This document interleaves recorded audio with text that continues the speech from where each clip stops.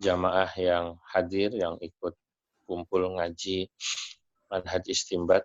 Semoga insya Allah senantiasa diberikan kesehatan oleh Allah Subhanahu wa Ta'ala, dan juga semuanya insya Allah diselamatkan dari adanya wabah dan musibah. Juga kita doakan semoga wabah dan musibah ini segera hilang, pergi dari Indonesia dan seluruh dunia. Jamaah yang dimuliakan Allah, kajian kita sampai pada halaman 6 ya. Sebelum masuk pada Al-Masadir wal Manahij, itu yang bagian atasnya, wa ilman itu. Mari kita awali dengan pembacaan Ummul Quran. Semoga Allah ya memberikan kita ilmu yang manfaat. Ala hadhihi niyah wa kulli niyatin salihah wa ila hadratin Nabi Muhammadin sallallahu alaihi wasallam. Al-Fatihah. A'udzu billahi minasyaitonir rajim. Bismillahirrahmanirrahim. Alhamdulillahi rabbil alamin arrahmanir rahim maliki yaumiddin. Iyyaka na'budu wa iyyaka nasta'in ihdinas siratal mustaqim. Shiratal ladzina an'amta 'alaihim ghairil maghdubi 'alaihim waladdallin. Amin. Bismillahirrahmanirrahim.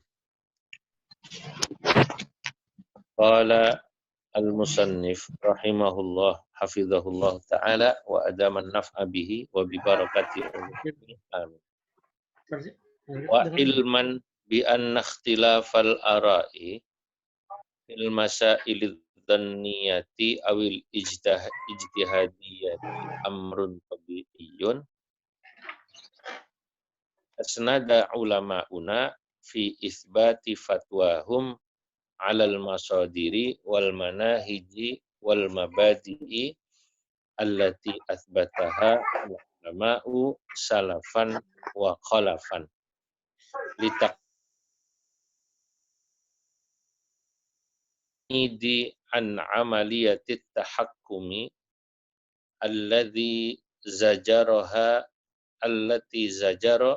wa atabahallahu biqaulihi ta'ala wala taqulu lima tasifu alsinatukumul kadhiba hadza halalun wa hadza haramun litaftaru 'ala Allahil kadhib innalladzina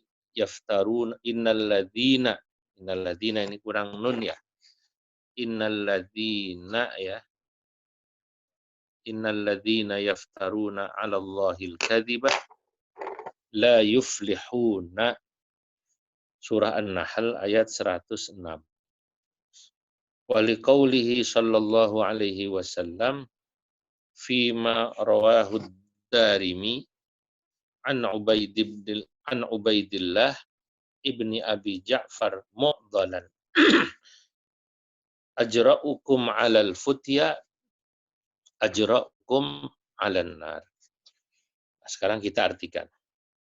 Wa ilman, dan karena kita tahu ya bi anna ikhtilafal ara'i, bahwasanya perbedaan pendapat itu fil masail adz-dzanniyah, dalam masalah dan hukum-hukum yang bersifat dzanni, awil ijtihadiyah, atau hukum yang bersifat ijtihadiyah itu amrun tabi'iyyun, adalah sesuatu yang alami. Kita sudah bahas pada kajian yang lalu, hukum itu kan ada dua. Pertama, hukum qat'i, yang sudah pasti. Kalau sudah qat'i, tidak ada khilafiyah namanya. Yang namanya masalah, kalau ada orang bertanya, Pak, kok katanya Islam ini sumbernya sama, Qur'annya satu, hadisnya satu, kemudian kok masih ada perbedaan pendapat? Jawabannya sederhana.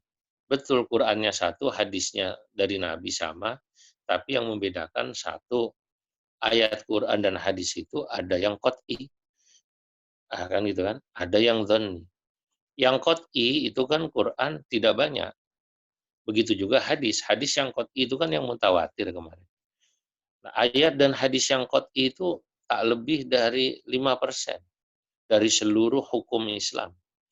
Makanya hukum Islam yang ijma itu tidak banyak. yang disepakati, ya yang disepakati pasti yang qat'i gitu. Tapi selebihnya pasti itu bersifat dzanni atau ijtihadiyah sisanya. Karena ijtihadiyah pasti ada perbedaan pendapat. Nah, makanya perbedaan pendapat dalam masalah dzanni atau dalam hukum yang sifatnya ijtihadiyah itu amrun tabi'iyyun, sesuatu yang bersifat alami. Kenapa alami? Lah sekarang gini, kita ini satu keluarga atau satu komunitas saja yang sekarang ngaji lah. Kadang-kadang memahami satu hadis itu menyerapnya bisa berbeda-beda kan. Karena akal kita, pemikiran kita berbeda. Nah, perbedaan dalam masalah dzanni itu sesuatu yang ditolerans, nggak ada masalah gitu. Nah, cuma begini, walaupun itu sesuatu yang sifatnya tabi'i, alami, perbedaan pendapat, kita ini dalam berfatwa sebuah komunitas harus punya patokan gitu loh, supaya meminimalisir perbedaan pendapat itu. Nah, misalnya saya mau cerita majelis ulama. Itu majelis ulama kalau memutuskan satu hukum di MUI ya, atau NU sama, atau Muhammadiyah, tahu ada khilaf pendapat, tapi kan kemudian dipilih. Dari sekian pendapat itu dipilih dulu mana pendapat yang paling kuat, gitu loh kan.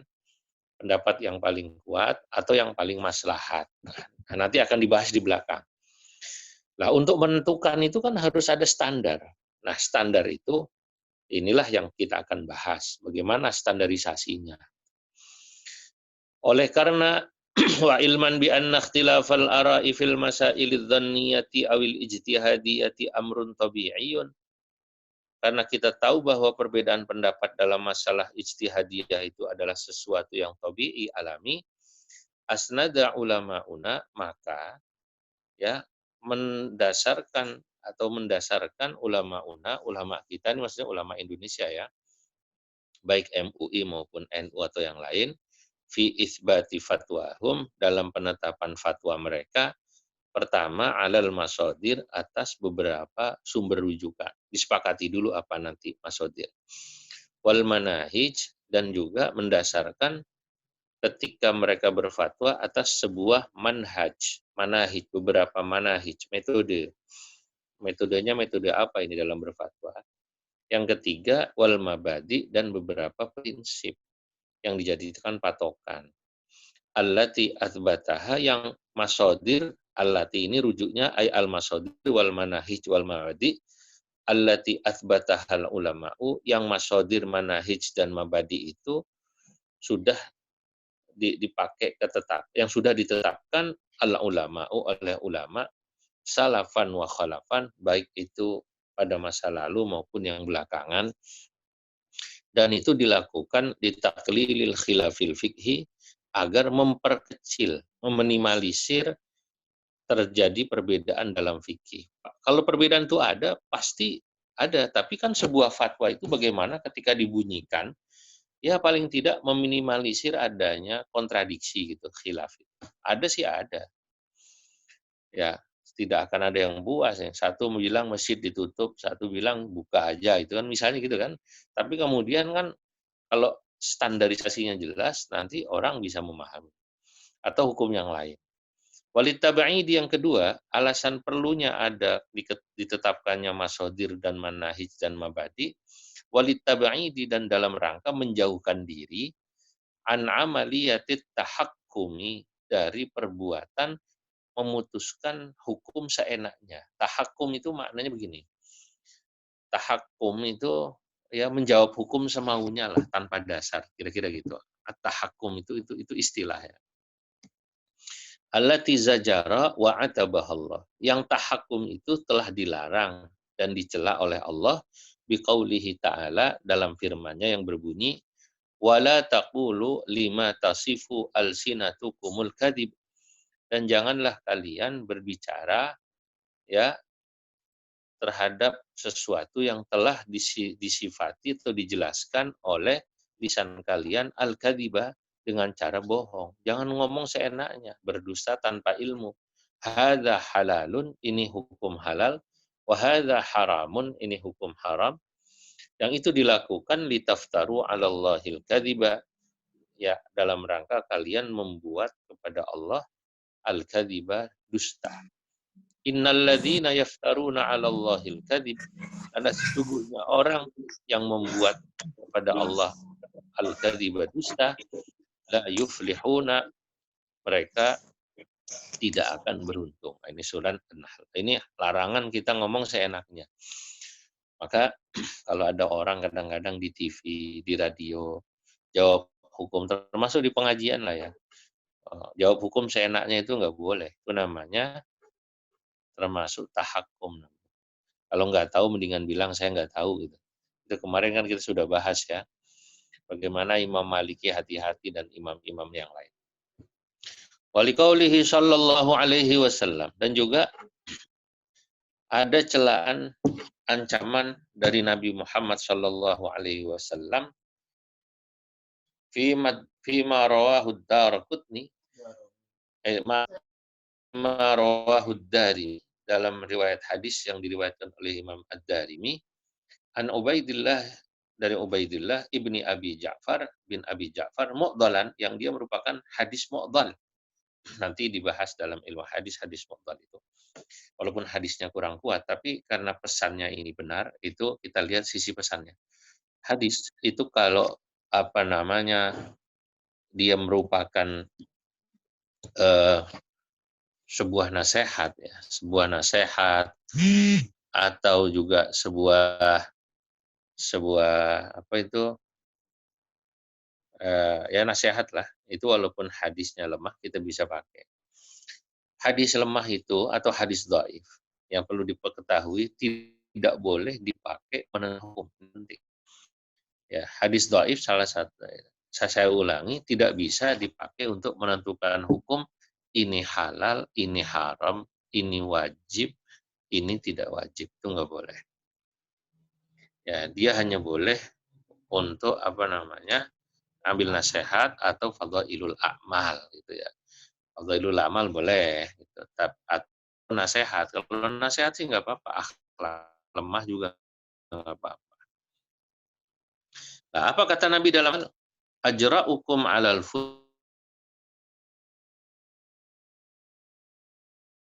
dulu tuh kalau ditanya hukum itu tanya kiai itu aja, kiai anu aja, kiai ini aja, kiai itu aja. Itu zaman dulu hati-hati. Zaman sekarang saya aja dah yang jawab. Nah, ini bedanya orang zaman dulu dengan zaman sekarang. Nah, sekarang kita masuk pada al-masadir wal manahij wal mabadi ya fil fatwa. Bismillahirrahmanirrahim.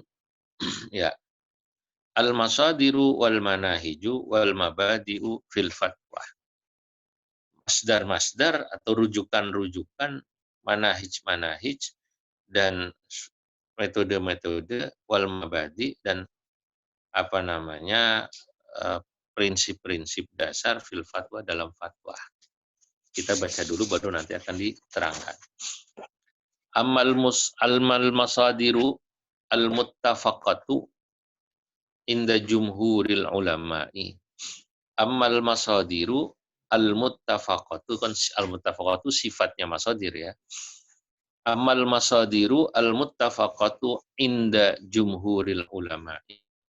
Hiya al-Qur'anu al-Karim was sunnatun nabawiyah wal ijma'u wal qiyasu amalan biqaulihi ta'ala ya ayyuhalladzina amanu athi'ullaha wa athi'ur rasul wa ulil amri minkum fa in tanaza'tum fi syai'in farudduhu ilallahi war rasul. An-Nisa ayat 59. Nah, adapun sumber hukum yang disepakati. Nah, ini kalimat yang disepakati ini berarti menunjukkan ada nanti masadir yang ghairul muttafaq atau al-mukhtalaf gitu loh kan, atau al-mukhtalafah. Ada masadir nanti yang diperselisihkan. Ini bisa nggak sih jadi masdar atau sumber hukum gitu. Di antaranya istihsan dan yang lain-lain. Nah, sekarang kita bahas dulu yang disepakati. Kalau yang disepakati ada 4. Ini semua mazhab sepakat. Kecuali ada satu golongan yang tidak dianggap lah, yaitu golongan madhab zahiri. Madhab zahiri tidak mau pakai kias. Kata madhab zahiri, kenapa kita berkias? Quran dan hadis itu pasti sudah bisa menjawab semua hukum, katanya. Ya, Quran dan hadis itu sekali lagi dalam mazhab zahiri atau pengikutnya termasuk Imam Ibnu Hazm itu dianggap tidak bisa jadi dasar, katanya. Nah, karena kias itu sifatnya kan dzan, katanya. Nanti tapi dibantah oleh para ulama. Ya bukan di sini tempatnya. Kalau kita mau bahas ini panjang lah. Saya cuma cerita sekilas. Kita ini dari kecil tahu bahwa sumber hukum yang disepakati itu 4, yaitu ya karena yang disepakati ini sepakati mazhab 4 dan mayoritas ulama, yakni Quran, hadis, ijma, qiyas. Nah, kalau ada yang tidak sepakat dengan qiyas, yakni mazhab zahiri, ya Imam Daud Az-Zahiri itu. Mazhab zahiri itu kenapa disebut mazhab zahiri? Karena pendirinya adalah Imam Daud Az-Zahiri. Ya, kedua, ya oleh muridnya yang pengikutnya yang semangat itu adalah Imam Ibnu Hazm, penulis kitab Al-Muhalla. Nah, kalau yang lain semua sepakat, sumber hukum 4. Dasarnya apa 4 ini? Nah, yang menarik ini saya baca dari tafsir Jalalain, tafsir Munir ini. Ayat ini saya ambil ya dalilnya dari tafsir Munir. Kita bisa dilihat ayat 59 Syekh Nawawi Al-Bantani itu menjelaskan bahwa ayat ya ayyuhalladzina amanu atiullah, wahai orang beriman, atiullah wa atiur rasul wa ulil amri minkum fa in tanaza'tum fi syai'in farudduhu ila Allahi war rasul. Wahai orang beriman, atiullah, taatlah kalian pada Allah, wa atiur rasul, dan taatlah pada rasul, wa ulil amri minkum, dan pada ulil amri. Nanti akan dijelaskan apa makna ulil amri. Selama ini ulil amri selalu diartikan pemerintah, gitu kan. Ya, maklum, ulama yang begini biasanya ya ulama pemerintah itu yang mengartikan ulil amri pemerintah itu. Ya, tapi kalau yang sudah ngaji fatwa, ulil amri itu bukan pemerintah semata-mata, tapi gabungan antara pemerintah dan ulama yang lurus. Karena pemerintah itu kan kalau dia menetapkan satu aturan harus minta pandangan ulama, jangan sembarangan, kan begitu. Nah, fa in tanaza'tum fi syai'in, apabila kalian berselisih pada sesuatu, farudduhu ilallahi war rasuli, maka kembalikanlah itu pada Allah dan Rasul. Nah, penjelasannya begini. Ini saya kutip sebagian saja dari tafsir Munir, tentu tidak semuanya, karena tidak cukup pastinya. Karena ini kan sebuah ikhtisar ya, namanya ikhtisar yang penting-penting saja. Fahadhil ayatu mustamilatun ala usuli syariati al-arba'i. Nah, ini menarik ini. Ya, itu nanti ada ilmu nahwunya itu. Kenapa asy-syariati al-arba'i? Ya, al-kitabi was sunnati wal ijma'i wal qiyasi. Fal kitabu yadullu ala amrillah. Ini kan ala usuli syariatil arba'i itu mirip dengan as-salawatil khamsi. Kan gitu kan? Kenapa kok bukan as-salawatil khamsati gitu. Nah, itu. Fal kitabu yadullu ala amrillah was sunnatu tadullu ala amrir rasul. Ala amrir rasuli ya. Fathabata ala anna qawlahu ta'ala ati'ullaha wa ati'ur rasula yadullu ala mutaba'atil ala wujubi. Nah, ini ada yang kurang ini. Kurang. Ala wujubi. Ah, untung dipakai ngaji nih. Ya, ada yang ketinggalan. Al wujubi mutaba'atil kitabi was sunnati. Wa amma qawluhu ta'ala wa ulil amri minkum yadullu ala wujubi. Lah, itu kan bener kan? Ada wujubi. Karena saya yang nulis, jadi saya ngerasain. Yadullu ala, ini yang ngetik, ini ada yang kelewat. Ala wujubi ta'ati ahlil ijma'i. Wahumul ulama'u min ahlil halli wal aqdi wa umara'il haqqi. Ya.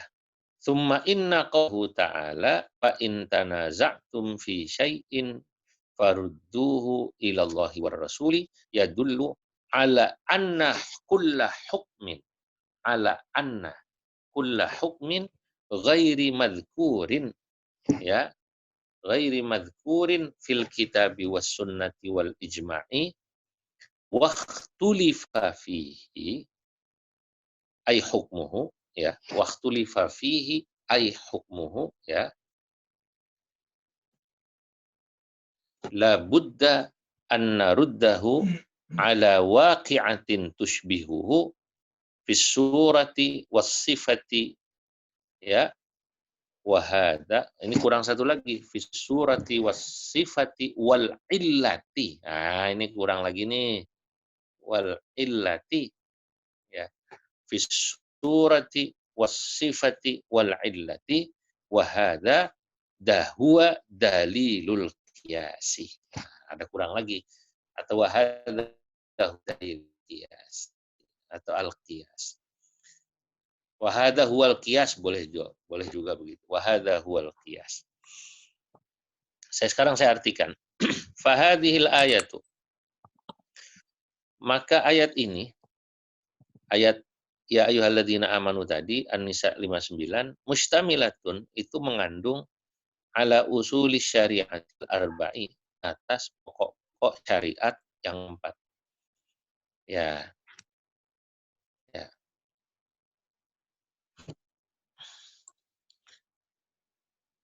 Al-kitabu yang pertama Al-Qur'an. Ya. Wal sunnatu kedua sunnah, wal ijma ketiga ijma, wal qiyasu qiyas. Bagaimana wajhul istidlalnya? Lain kalau dalam istilah ulama, dari mana kok Anda bisa menyimpulkan ayat An-Nisa 59 menunjukkan sumber hukum itu ada 4? Wajhul istidlalnya dari mana? Atau wajhul istishhad, bisa juga begitu, istidlal atau istishhad. Begini, fal kitabu, Al-Quran itu yadullu ala amrillah. Ya, cara penjelasannya begini, Quran itu kan menunjukkan perintah Allah. Was sunnatu, sementara sunnah tadullu ala amrir rasul, menunjukkan bahwa itu perintah Rasul. Ketika Nabi mengatakan dalam hadis begini begitu, kerjakanlah ini, kerjakanlah itu, atau bahkan Nabi memberi contoh, ya itu sesungguhnya Nabi memerintahkan. Fatabata ala anna qaulahu ta'ala atiullaha wa atiur rasul, maka tetaplah bahwa ketika Allah berfirman, taatlah kalian pada Allah dan Rasul, ya, maka hakikatnya yadullu ala wujubi mutaba'atil kitabi was sunnah. Atiullah, kalau kita disuruh taat pada Allah, maksudnya taat pada perintah Allah. Ya perintah Allah itu ya Quran itu. Wa atiur rasul, dan taatlah pada perintah Rasul, ya yaitu Quran, yaitu hadis. Makanya Quran dan hadis itu wajib diikuti. Oleh karena wajib diikuti, ya sumber utama ya ini. Yang pertama Quran dan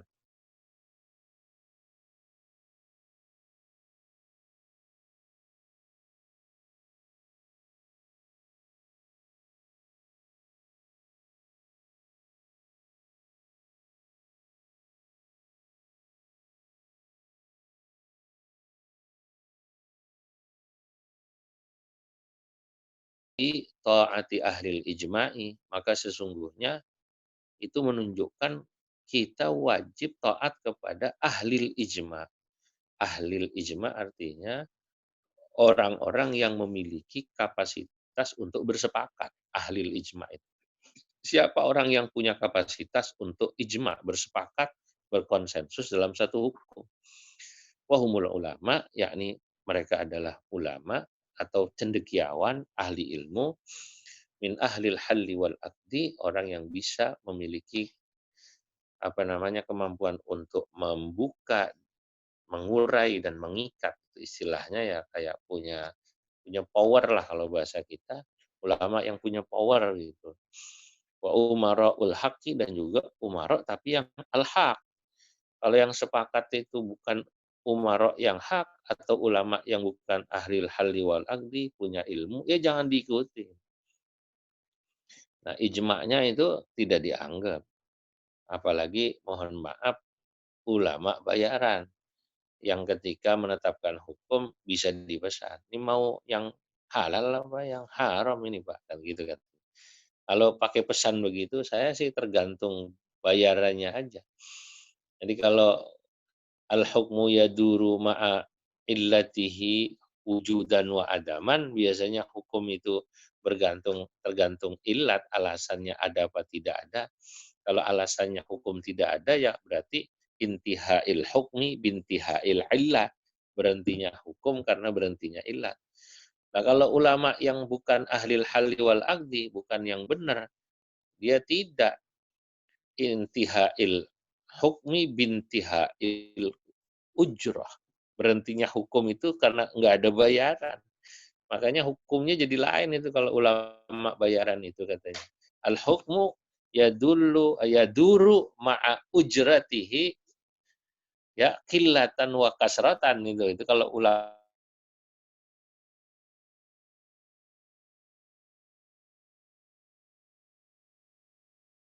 akan berputar tergantung bayar gede apa dikit. Naudzubillah min dzalik. Naudzubillah min dzalik. Jangan sampai kalau netepin hukum begitu. Kalau khotib milih-milih masjid yang bayarannya gede itu mungkin masih boleh apa enggak itu ya. Pak Halabi saya nggak tahu itu Pak Halabi. Pak Amin. Suma inna qaulahu ta'ala. Nah, yang kedua juga umaroknya.